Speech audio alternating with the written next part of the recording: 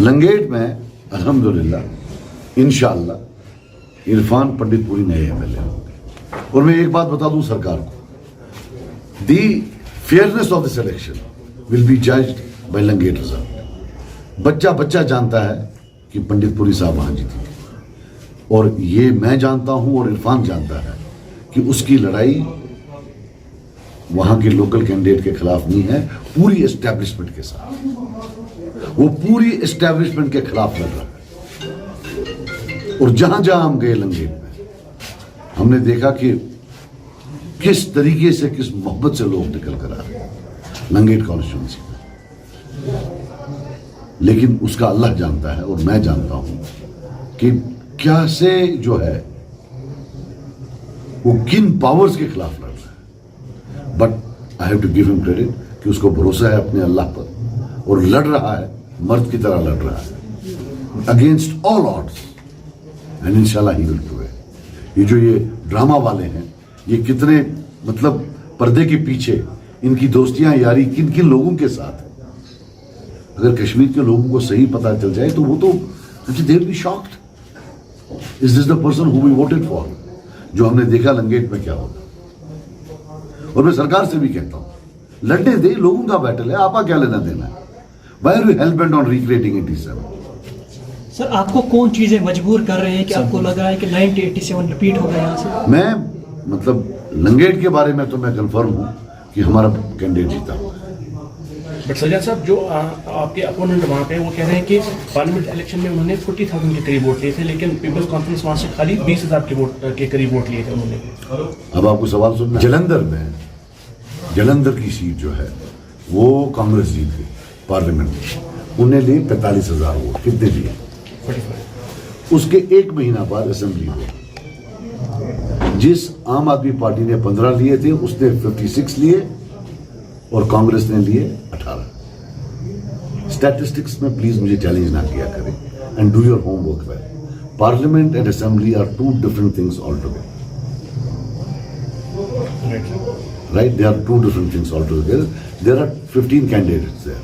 But don't you think कि मावर इलाका जो बहुत बड़ा एक बेल्ट है वहाँ वो गाजियाबाद एग्जिस्ट नहीं करता है, बागा में एग्जिस्ट मैं नहीं ये करता कह रहा हूँ कि मावर इलाके से खाली इंजीनियर रशीद के बाई कैंडिडेट है, लेकिन बाकी जो गाजियाबाद है वहाँ से 3-4 कैंडिडेट वहाँ से हैं। कभी वो देखिए, वो तो मावर से भी है, छोटे मोटे, ऐसी बात नहीं है, राइट? ऐसी बात नहीं। एक को तो बिठा दिया इन्होंने जबरदस्ती, वो भी बेचारे को, वो तो लॉक करके भाग गया हुआ है, राइट? उसे भी कुछ नहीं होगा। मावर में भी चेंज आ रहा है, हर जगह चेंज आ रहा है। This is the reality. जो आपकी, अगर आपको लग रहा है कि ऐसा कुछ होगा तो आप कश्मीर को इसके आगे फिर कहाँ देखते हैं? नहीं, मैं पूरा इंशाल्लाह नहीं होगा, कोशिश करता हूँ नहीं होगा। हम भी कोशिश कर रहे हैं, काफ़ी चीज़ें हैं जो पसे पर्दा हैं, लेकिन हम भी कोशिश करें। हमें वी वांट कि अगर हम जीते हैं तो हमें जीतने दिया जाए। सर, इंजीनियर रशीद ने भी हाल ही में एक इल्जाम आप पे लगाया था कि ये जो मैंने उनको पकड़वाया है। मैंने उसको बोला था तुम पाकिस्तान से पैसा लो। बाज़ाब्ता एक चीज हो गई, एक आदमी अप्रूवर बना, उसने इसका नाम दिया कि मैंने उसको इतनी पेमेंट की हुई है, उसके बुनियाद पर इसको पकड़कर अंदर कर दिया गया। तो सजाद उनका कहा, ये मेरे पास आया जब इसको एनआईए का हुआ कि हम तो भाई हैं, मैं तो पीसी वाला हूं ओरिजिनल, आप फोन करो किसी को। और मैंने किया, ये मेरे सामने लाए, मैं बताऊंगा किसको फोन किया। उसके बाद ये मिलने गया उससे, उसके बाद ये किसी और को मिलने गया, फिर किसी और को मिलने गया, और शायद उसकी हेल्प भी हुई। बाद में कुछ हुआ, इसका फिर अपना मामला था इनके साथ। मैं एज यूजुअल जो इसकी आदत है, मेरे साथ काम करता था, एक बार मिला लो तो बाद में खुद कर लेता उनके साथ। तो मुझे तो मालूम ही नहीं था, तो ये कहाँ कहाँ पहुंचा हुआ था, नागपुर से कहाँ कहाँ पहुंचा था, मुझे तो मालूम ही नहीं था। तब के होम मिनिस्टर को मुझे तो मालूम ही नहीं था, मैंने तो हेल्प करने की कोशिश की। अब जब ये बोलता है कि सजाद साहब ने जी पकड़वाया, तो फिर ये कैसे छूटा? अगर मैं पकड़वाने वाला हूं तो फिर छोड़ने वाला भी मैं ही हूं। फिर उमर साहब बोलता है इसने छोड़ा है, ये भी तो एक मजे की बात है। पॉइंट इज, वो देखे कि एक केस है, एक कोर्ट में दर्ज है, जिस कोर्ट ने उसको बेल दी है टेरर केस। तो क्या वो कोर्ट मेरे से ऑर्डर लेती है? फिर दूसरी बात यह है कि एनआईए ने इसकी जो बेल है उसके खिलाफ जो है ना, they have not gone to the higher court, उन्हें कंटेस्ट ही नहीं किया। वो जवाब दे क्यों नहीं कंटेस्ट किया? और इंसिडेंटली पुलवामा में एक था जहां ये मतलूब था, जहां इसको उसने भी बेल एक दिन में कर दी। पुलवामा में भी बेल हो रही है, वहां भी जो प्रोसिक्यूटिंग अथॉरिटीज हैं दे डोंट चैलेंज, एनआईए भी चैलेंज नहीं करती है। ये लीगल इतना अच्छा है हिंदुस्तान का लीगल सिस्टम। और मुझे एक चीज बताइए, ये मोदी को गाली, उसको गाली, इसको गाली, यहां तो छोटे बच्चों को एक पोस्ट चढ़ाने पर जेल में डाल देते हैं, पीएसए लगा देते हैं, यूएपीए ले आते हैं। ये क्या लाडला है? हमारे वर्कर्स जिन्होंने कभी ऐसा बयान दिया अंदर, हमको बताया गया है भाई सेफ्टी एक्ट लगेगा, हम बोलते हैं, कभी बंद भी हो गए। किसी को डिस्कोर्स नहीं करने दिया जाता है। 17-18 साल के बच्चे, 19 साल के बच्चे इलाहाबाद और आगरा जेलों में बंद है। क्यों जी? आपने पोस्ट चढ़ाया हुआ है। और कोई सचिन का पोस्ट नहीं चढ़ाया, किसी लीडर का से किसी ने गिलानी साहब का पोस्ट चढ़ा दिया तो बंद। इसको तो छूट है बोलने की, ये बताए ना। ये जो बाकी लोग हैं, I am telling you today, he is a multi dimensional destroyer of Kashmir. एक तरफ से इलेक्शन की यूटिलिटी, दूसरा 40 साल से शबीर शाह जेल में है। But what Delhi is showing the world कि देखिए, जेल से एक बंदा था, टेरर चार्जेस पर था, वो लड़ा, जीता, हमने बेल दी। शबीर शाह की 40 साल की दास्तान खत्म, यासीन मलिक की उम्र कैद की दास्तान खत्म, मसरत आलम की 30-35 साल की दास्तान खत्म, वो कासिम फक्तू साहब की शायद 40 साल की या 35 साल की जेल की दास्तान खत्म। He is basically to divert attention. वो भी एक इसका इम्पैक्ट। किसी को बेल नहीं देते, किसी एक को बेल नहीं दी, मर गए जेलों में। सराई साहब की डेथ हुई, अल्ताफ अंतोष साहब की डेथ हुई, उनको तो एक दिन नहीं छोड़ा। केस सेम है, टेरर चार्जेस सेम है। Are there good terror charges and bad terror charges? कि गुड टेरर चार्जेस वाले को छोड़ दिया जाता है, और is it good behaviour and bad behaviour? कि साहब अगर तू मेरा बना बनता है, गुड बिहेवियर है तो कर ले। So let him not pass value judgements. वो हो गया bore, people know who he is. अब मेरे को गाली देने से कुछ नहीं होगा, वो खुद जस्टिफाई करे कि हाउ कम ना पुलवामा कोर्ट में कोई चैलेंज करता है, ना एनआईए कोर्ट में। वो एनआईए जो कि मानती नहीं जब तक सुप्रीम कोर्ट के तक नहीं चली जाएगी, उन्हें चैलेंज नहीं किया। सजाद साहब, जो इस केस में विटनेस है, उनको despite having the medical complication they were not given the, तो इस पर क्या कमेंट है? भाई साहब, मैं आपको बात बताऊं, जो इसका एक स्पोक्समैन है वो तो अप्रूवर है, उसने तो इसके खिलाफ गवाही दी है। ये क्या मामला चल रहा है? क्या मतलब, it is it smells of, it is such a, मतलब हु डू दिस? लोगों को पता है क्या नहीं? और जो कहीं ना कहीं एस्टेब्लिशमेंट के साथ मिला हुआ है वो इसके साथ है, वो इसके साथ है। अब वो यासिर ऋषि हमारे साथ था, स्टेज पर बोल दिया कि जी इसको एनआईए ने बोला था इसलिए यहां गया था। तो क्या आज एनआईए ने बोला आप इंजीनियर रशीद के साथ जाओ? मतलब अगर एनआईए ने बोला था कि सर सजाद साहब के साथ जाओ, तो क्या आज बोला आप इंजीनियर रशीद के साथ जाओ? आज कैसे वहां? सो जब आप किसी पर उंगली करते हो ऐसे, तो 3 उंगलियां तो आपकी तरफ होती है ना। So it's better that he starts answering these question. Sir, कल उमर अब्दुल्ला साहब ने कब्बारा में कहा कि जो एनआईए ने जिस तरह बंद किया था इंजीनियर को तैयार किया था, तो आई विटनेस से चीफ स्पोक्स पर्सन जो लोकसभा इलेक्शन में देखने को नहीं मिल रहे, आज का वो कंपेन है, तो आप क्या कहेंगे? मैं वही कह रहा हूं ना कि एक बंदा जिसने इसके खिलाफ गवाही दी है वो इसका स्पोक्स पर्सन है। I don't know what is happening, let them explain कि क्या इंड्यूसमेंट्स हैं। जब आप बोलते हो विटनेस को प्रेशराइज करना, ये तो विटनेस उसका स्पोक्स पर्सन है। एनआईए, वो कोर्ट वाले कहां सोए हुए? जब एनआईए ने बोला कि भाई he can influence the witnesses, isn't tantamount to influencing witnesses, कि जिस विटनेस ने इसके खिलाफ बेल दी है वो इसका स्पोक्स पर्सन है। वो एनआईए चुप करके बैठी है, वो बोल ही नहीं रही है। ये तो विटनेस टैम्परिंग में आता है। आप बताइए ना, लीगली आप किसी वकील को बोलिए, what does it mean? You are saying you in the court कि साहब इसको मत छोड़ो क्योंकि ये इन्फ्लुएंस करेगा विटनेसेस को। अब जो मेन विटनेस इसके खिलाफ है वो उसका स्पोक्स पर्सन बन गया after he becomes the MP. After बता दो दे माजरा क्या है, कौन किसके साथ है। बाकी जो ये बात करता रहता है, इसने कल राम माधव जी का नाम लिया कि जी सजाद लोन कुछ राम माधव कुछ बोला था, तो लोग तो कहते हैं उसके साथ बैठकर चाय पी रहा था। सो ये ना बताए, ऐसी बात ना करें, हर एक पर उंगली उठाना विदाउट दिस, उधर से फाउल लैंग्वेज इस्तेमाल करना, this it won't help. Let him answer clear cut. बाकी हम क्यों बंद करवाएंगे, हमारे अब तक क्या है, इसका मनी लॉन्ड्रिंग का केस है, पैसा खाया हुआ है, करोड़ों रुपया खाया हुआ है, डॉक्यूमेंटेड कम है, कैश में बहुत ज्यादा लिया है, उसके बाज़ाब्ता डेट और टाइम दिया हुआ है, इसका जो है लोकेशन तक, जियो लोकेशन तक जो है जब इसने डिलीवरी ली है वो तक है एनआईए कोर्ट के पास। ये क्या बोलेगा? अब इंजीनियर किसी और को करता ही नहीं, वो सिर्फ मेरे खिलाफ है, मींस फिर बीजेपी ने मेरे खिलाफ भेजा है। अब सब लोगों को इंट्रोस्पेक्ट करना चाहिए कि मेरे साथ क्या कर रहे हैं। जब शूट कर दिया तो बोला ऐसे, अब शूट कर लिया तो बोला ऐसे। अब ये बंदा सबको पता है किसने छोड़ा हुआ है। सरकार के बगैर टेरर केस में बेल मिलना मुश्किल नहीं है, नामुमकिन है। सरकार आंख मारती है तो हो जाता है, वरना नहीं हो जाता। अब ये आकर सिर्फ मेरे खिलाफ बोल रहा है, इसका मतलब जिन्होंने इसको छोड़ा है उमर साहब के खिलाफ कम छोड़ा है, मेरे खिलाफ ज्यादा छोड़ा है कि तू इसको टारगेट कर, और वो कर रहा है बिल्कुल बखूबी, बड़ा अच्छा काम कर रहा है। और अल्लाह का लाख करम है, जितना मैं बखुदा कह रहा हूं कि सबसे ज्यादा फायदा तो मुझे हुआ इसकी गालियों का। जब एक डिस्क्रेडिटेड पर्सन गालियां देता है किसी एक इंसान को तो उसकी क्रेडिबिलिटी बढ़ जाती है।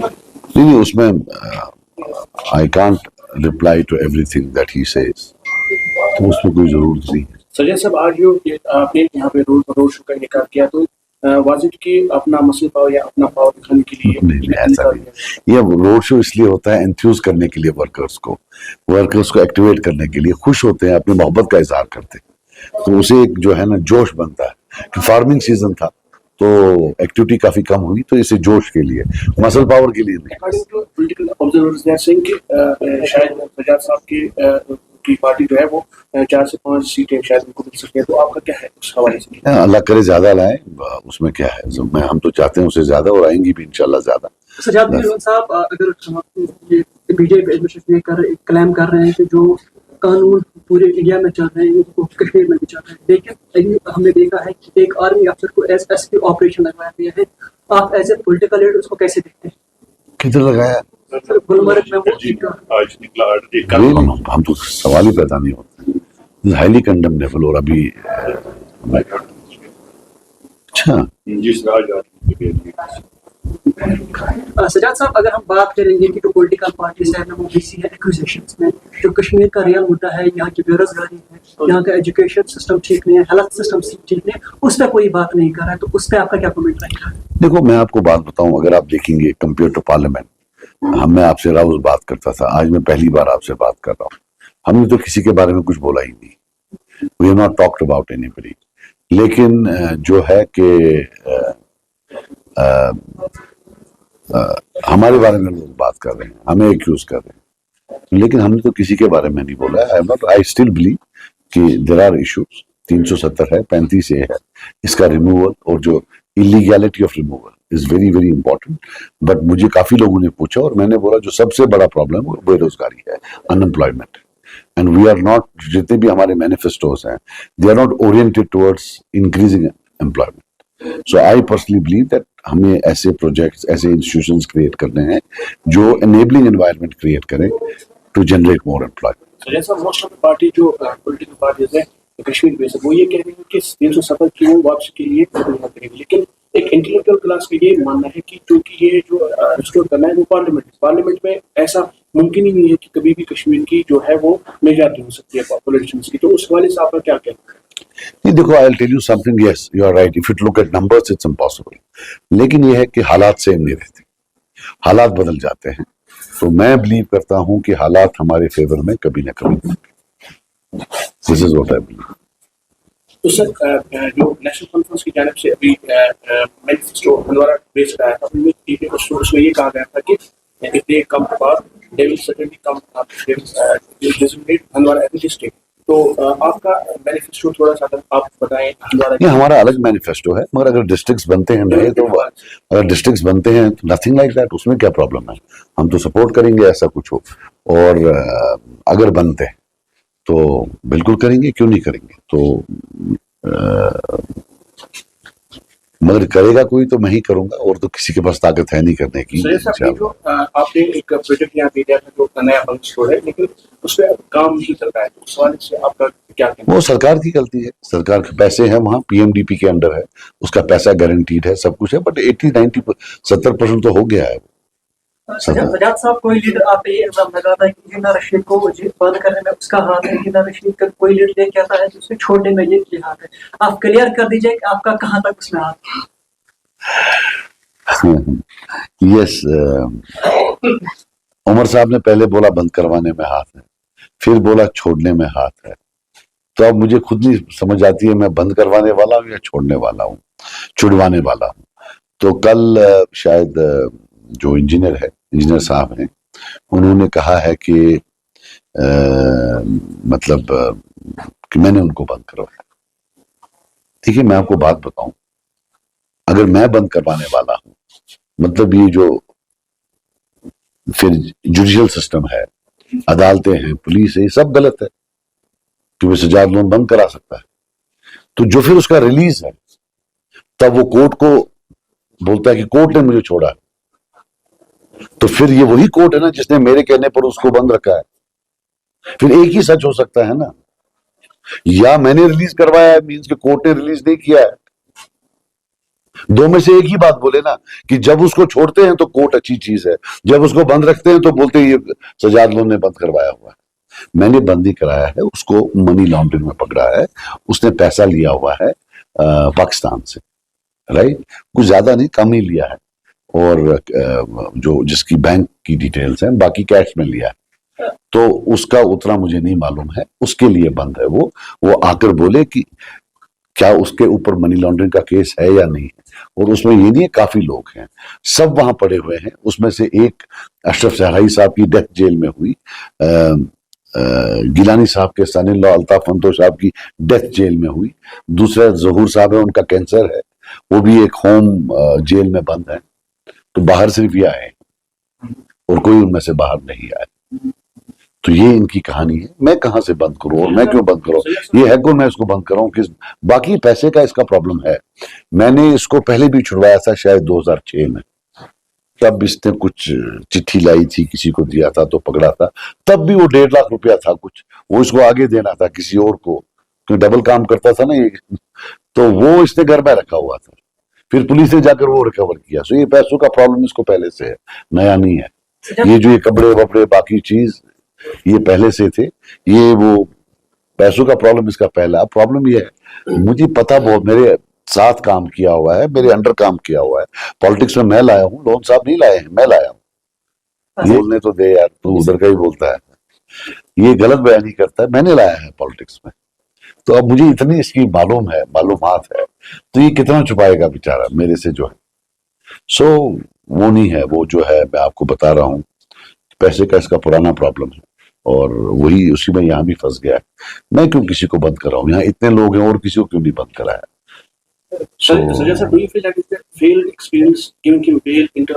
दिल्ली का प्रोजेक्ट फेल हो गया, हाँ वो प्रोजेक्ट फेल हो गया, मुझे लगता है बैडली एक्सपोज हो गया, वेरी बैडली एग्जीक्यूटेड प्रोजेक्ट, तो वेरी बैडली एग्जीक्यूटेड। और अभी भी वो जो इसके पीछे हैं वो अभी भी लगे हुए हैं इंटरफेयर करने के लिए। मैं आपको वसूख से कह रहा हूं, they are still trying to interfere, अभी भी इंटरफेयर करने की कोशिश कर रहे हैं। हमसे पूछिए, ये रोना धोना तो ठीक है, बहरहाल हम रोने धोने में बिलीव नहीं करते हैं। मैं मजे की बात आपको बता दूं, एक तकरीर देख रहा था मैं, किसी ने मुझे लाकर सुनाया कि इनने उसमें बोला कि जो ये 2 एसपीज हैं ये डेली वेजर हैं, कैजुअल लेबर्स। दूसरे दिन सवेरे एक एसपी जो हंदवाड़ा वाला है उसके पास बैठा हुआ था, उसके पांव दबा रहा था। तो ये समझ नहीं आती है, झूठ की एक हद होती है। भाई तेरे को डेली वेजर एसपी के पास क्या करने जाना है? अगर आपने बोल दिया कि वो डेली वेजर है तो सवेरे क्या करने बैठा था उसके पास? मैं तो कभी नहीं गया एसपी ऑफिस, अब है ही जान नहीं। साहब, आपने श्रीनगर में प्रेस कॉन्फ्रेंस के दौरान बताया कि आपको फोर्स किया जा रहा है एजेंसीज के द्वारा। आपने ये भी बोला था कि Kashmir is overrun by agencies. क्या हमें बता सकते हैं कि कौन लोग हैं जो आपको प्रेशराइज कर रहे हैं कि किसी पर्टिकुलर सीट पर सेफ पैसे देने की? जिसे मारना उनको, मारना उनसे है, तो क्यों हो गई? जैसा 2 दिन बचे कंपनी क्यों क्या कहेंगे सर आपका कुछ नहीं यार, देखो हम तो पॉजिटिव मुद्दा लेकर चलते हैं। अब कल देख रहा था मैं कि उमर अब्दुल्ला साहब ने कहीं बोला कि भाई ये बड़ा भाई बोलता था तो अब आज क्यों चेंज किया। मैं उमर अब्दुल्ला साहब से पूछना चाहता हूँ, ये गरीब के लिए ये सवाल है। आप नहीं थे उनके फॉरेन मिनिस्टर, आपने क्यों चेंज किया? आपने सैफुद्दीन सोज को नहीं निकाला कि भाई बीजेपी के खिलाफ वोट क्यों किया? अब आपने क्यों चेंज किया? अगर देवेंद्र राणा का माने, आप तो जाकर उनसे कानून साजी की बात कर रहे थे। तो इसलिए मतलब वो जवाब दें। Sir, do you feel that BJP is an indigestible entity in Kashmir, particularly? Sorry, Indigestible entity in BJP. हाँ, they people perceive them as anti Muslim, so वो एक तो है। सजाद साहब, लोकसभा इलेक्शन में लोग के वारे जिंदा है वो नारे हमें देखने को नहीं मिल रहे। उस पर हम लगातार पूरा फोकस उस पर है, तो आप उस पर थोड़ा रोशनी डाल सकते हैं? नहीं, बात ऐसे है कि जिन फोर्सेस ने जो फोर्सेस मेरे खिलाफ, उनने पहले भी 5-6 कोशिश की, अभी भी कर रहे हैं। बेसिकली एक प्रॉब्लम है, they have a problem with Lone sahab, they have a problem with my antecedents. इनका वो जो फोर्सेस है, इनका कहना है कि भाई लोन साहब सेपरेटिस्ट थे, इनके फादर इन लॉ सेपरेटिस्ट हैं, वाइफ इंडियन नहीं है, पाकिस्तानी है। तो किसी तरीके से लोन साहब की लेगेसी जो है वो छीनी जाए इससे, तो वो हम करने नहीं देंगे, वो सवाल ही पैदा नहीं होता है। तो इसलिए वो लोगों को भी मालूम पड़ गया है। मैं नहीं कहता हूं, बखुदा मैंने कभी किसी को नहीं बोला, जब हम फॉर्म बने मैंने किसी को नहीं बोला ये नारे देने जो वहां हुए, लोगों ने खुद दिए। ये लोगों को फील हो रहा है। सर, लो टर्न आउट श्रीनगर में देखने को मिला, तो उस हवाले से आप क्या रिएक्शन होगी? उनको नॉर्मली सिटीज में तो कम ही होती है। alleged that ये सेंटर के वो की वजह से क्योंकि उन्हें पानी के लिए यहाँ पे लाया था, तो उस हवाले से भी ये कम देखने को मिला। नहीं, ये तो कुछ ज्यादा, ये तो मिलता ही नहीं है आपस में, उसकी वजह से वो क्यों होगा, आई डाउट इट, मुझे नहीं लगता है। But it was, I don't think we needed international delegation. उनको विंडो ड्रेसिंग करके दिखाना, जनाब साहब ठीक है, वो है, ये है, तो but low turn over out, I think lack of interest है, most likely lack of interest है। थोड़ा लोग, देखिए मैं आपको बताऊं, थोड़ा लोग तंग भी आ चुके हैं। When in North Kashmir people voted for engineer, they thought they had taught BJP a lesson. आज हम जीत गए, that was the thing. जब अब ये उनका ही टोटो निकला तो लोग बड़े डिप्रेस हो गए। सजाद साहब, लोग, people feel cheated and they feel they have lost. Sajjad साहब, नेशनल कॉन्फ्रेंस में लगातार हमने बोल रहा है कि आप जुडिशियल इंक्वायरी की बात करते हैं, लेकिन नेशनल कॉन्फ्रेंस ये कह रहा है कि 19 से 80 तक अगर सबसे ज्यादा डैमेज किसी को हुआ है तो नेशनल कॉन्फ्रेंस को हुआ, उसके 4000 से ज्यादा मारे गए। उस पर आपका क्या कहना है? वो भी अल्लाह उनको जन्नत नसीब करे, वो भी बच जाते अगर वो चोरी नहीं करते 87 में। हमारे जो वर्कर हैं वो भी बच जाते, जो हजारों लोग शहीद कब्रिस्तानों में हैं वो भी बच जाते अगर उन्हें चोरी ना की होती। आपके फादर को भी उसमें ना ये इल्जाम लगाते हैं कि उसके फादर की एक क्रिएशन थी अलबदर। अलबदर नहीं, अलबदर नहीं, अलबरक, अलबरक नहीं, लोन साहब की कोई क्रिएशन नहीं थी अलबरक। अलबत्ता नेशनल कॉन्फ्रेंस जो है, इनके काफी जो थे ये हिट जो करते थे, जब ये 96 से 2002 तक आए, उसमें रिपोर्ट्स हैं कि ये जो है जो गवर्नमेंट का मिलिशिया था उससे किलिंग करवाते थे काफी। अब मेरे पास प्रूफ नहीं है, बट दैट इज, मेरे फादर के नाम पर एक भी किलिंग कहीं हो, एक, तो मैं माफी मांगूंगा। Never, never ever. He has always used his influence to denounce violence. He has always used his influence to protect people. वो सवाल ही पैदा नहीं होता कि वो मक्खी मार सकते हैं, इतने वो नॉन वायलेंट थे। He was a total believer in non-violence. तो जब आज सबसे बड़ी रैली जो है हमारा सिंह कपारा तक जाएगी, जिसमें सजाद साहब खुद जो है लीड कर रहे थे, बाइक पे भी आप अच्छी थी, बड़ी थी, लोगों का प्यार मोहब्बत देखने को मिला। रियाज साहब, लास्ट सवाल आपसे जानना चाहूंगा कि जो हमारी फर्स्ट टाइम वोटर्स हैं, they were supposed to cast their votes previously, but due to no assembly elections in Jammu and Kashmir, they are very interested in message to them. नहीं, मैं उनको बोलूंगा जो बच्चे हैं अपने यंग कि करियर बनाने के, अपनी जिंदगी बनाने के 5-6 साल, वोट वाइजली कि आप अपनी जिंदगियां बना लो। वोट इमोशनलिज्म में आकर, कास्टिज्म में आकर, कम्युनल लाइंस पर नहीं वोट करें। वोट करिए who will develop your place, who will generate jobs, how you will make your career, that's it. Be just vote for your own self. Don't vote for anybody else. तो last जानना चाहूंगा कि 1 अक्टूबर को यहाँ पे vote डालना, तो क्या मैसेज देना चाहिए आप? कि सेब को वोट डालें, अंबर अंबर कोशर अंबर, अपना अमरू जो है उसको वोट डालें, और क्या करें। यहाँ पे कुछ पॉलिटिकल पार्टीज का 2019 से पहले एक स्टैंड आके 95 की पोजीशन बाहर गए, लेकिन 19 के बाद जब भी यहाँ पे एवरीवेशन हुआ है, अब खाली 370 पहले जैसे 5 अगस्त का जो डिसीजन है वो उसको गलत करा रहे। 1953 की पोजीशन है वो बिल्कुल भूल गए, सब सेल्फ रूल भूल गए, ऑटोनॉमी सब भूल गए, सब सॉरी सर। अभी तो चूंकि ये इन्होंने पहले लेटेस्ट इरोजन्स है, स्टेप वाइज होगा, पहले तो यही मांग लेंगे, बट बाद में कहाँ पोजीशन जाती है वो तो बाद में।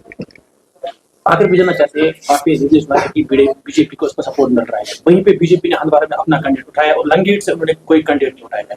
ऐसे पार्टी के प्रेसिडेंट हो किस नजरिए से इसको देखें? यार मैं नहीं जाना चाहता इसमें कि अब मैं बोलूंगा कि भी उनने लंगेट में वो इंजीनियर को सपोर्ट कर रहे हैं। बीजेपी का सपोर्ट नहीं है यहाँ, न पार्लियामेंट में था न अभी था, वो तो उमर अब्दुल्ला उनको शेर बना रहा। तृणमूल कांग्रेस की एक पार्लियामेंटेरियन है, उन्होंने पार्लियामेंट में बहुत सही बोला, उन्होंने उनको बोला कि आपकी हिम्मत नहीं हुई पार्लियामेंट में कैंडिडेट उठाने की क्योंकि आपको वोट ही नहीं आते। That is how the issue had to be represented. Compare her statement with that of Omar Abdullah, जो ऐसे बता रहा था कि जैसे सब लोग यहाँ बीजेपी के साथ। सो मुझे ये उठाएं ना उठाएं, इससे तो कोई मुझे नहीं लगता किसी की सेहत पर, बिकॉज ये प्रिडोमिनेटली 99% मुसलमान रहते हैं यहाँ, that is seen as an anti Muslim party, तो कहाँ वोट डालेंगे लोग।